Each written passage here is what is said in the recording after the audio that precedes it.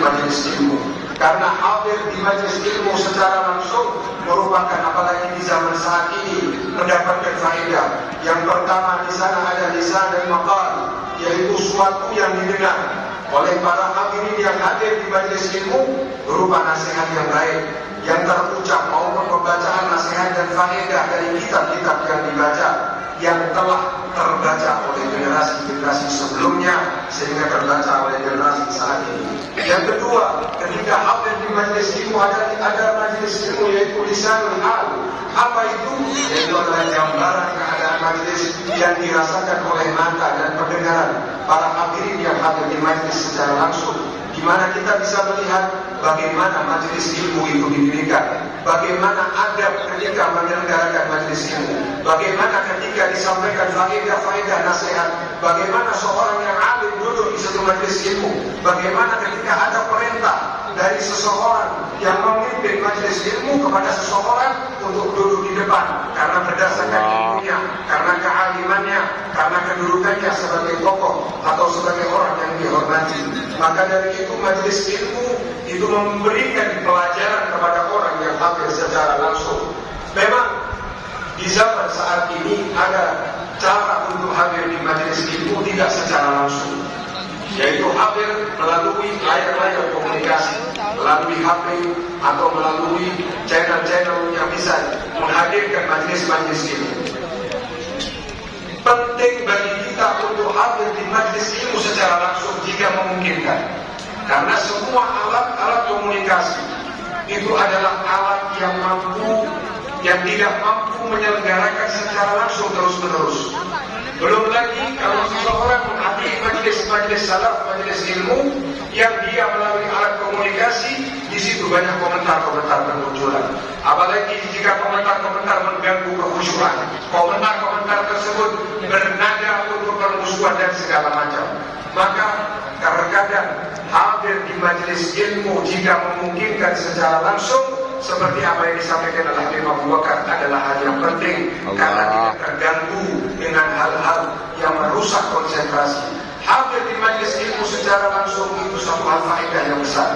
Hadir di majelis ilmu tidak langsung ada syarat yang harus didapat, yaitu khusyuk, yaitu menghadirkan hati, dan menghadirkan hati adalah satu hal yang agak sulit tapi harus diusahakan. Seperti Al-Habib Muhammad bin Idrus Al-Habsyi, beliau setiap hari Kamis beliau masuk ke dalam kamarnya, beliau menggunakan jubahnya, menggunakan imamahnya. Untuk apa? Untuk hadir majlis maulid Al-Habib Ali di kota Cebu.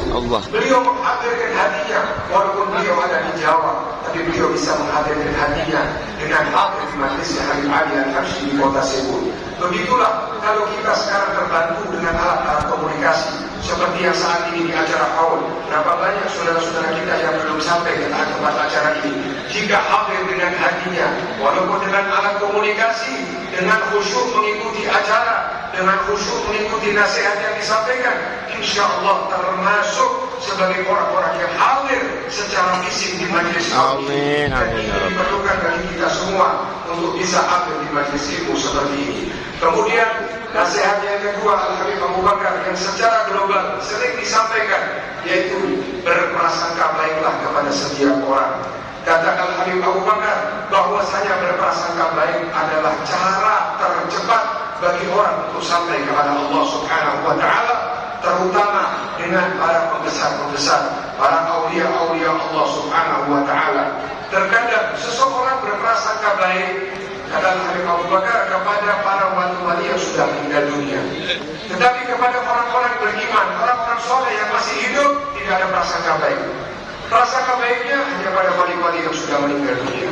Kata Al-Habib Abu Bakar, sesungguhnya pintu masuk keberkahan atas prasangka baik kepada para wali-wali yang telah meninggal dunia harus dimulai dengan prasangka baik kepada yang masih hidup.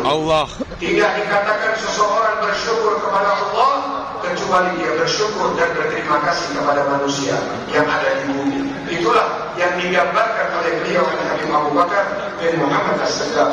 Dan nasihat prasangka baik ini adalah jawaban terhadap fitnah yang berusaha memasukkan kebencian dan pemecah belahan sesama orang beriman yang dilakukan dengan berbagai macam trik syaitan yang dikatakan oleh Habib Abu Bakar, orang yang selalu berprasangka baik kepada Allah, dia akan mendapatkan kebaikan meskipun dia salah dalam prasangka baiknya.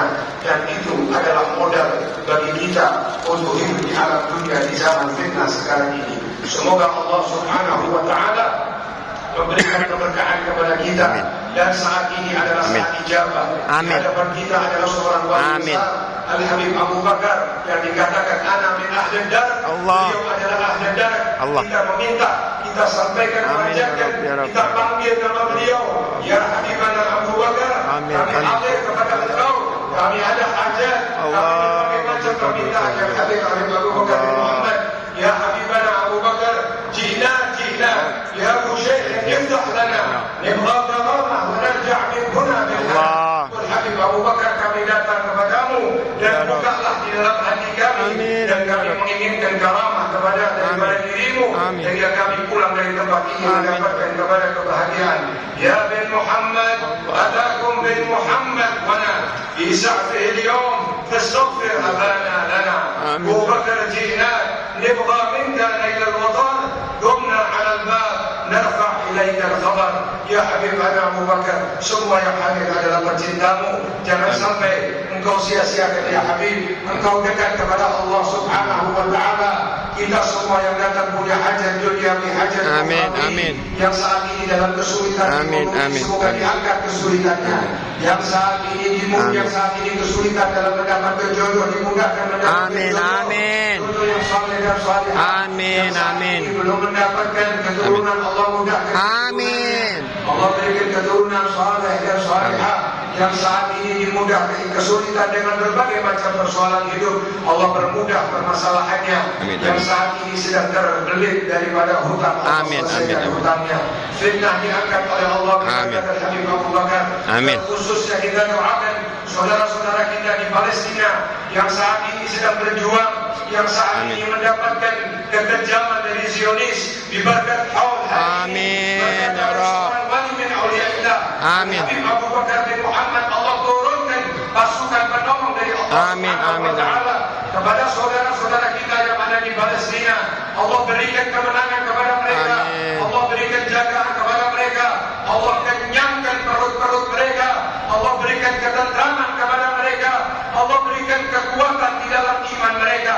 Amin ya Rabbal Alamin. Dan kami semua ya Allah ya Rabb, bijahi hadal Habib Abu Bakar bin Muhammad, ya Allah mudahkanlah urusan kami, selesaikan urusan kami di dunia. Ya Allah, panjangkan usia kami dalam keadaan sehat walafiat.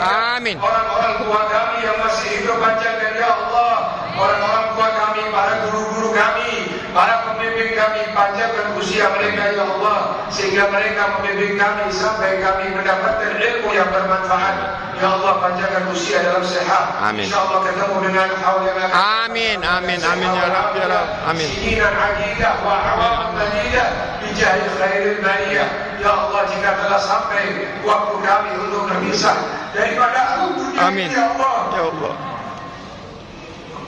Akhirul umar fi ta'atillah.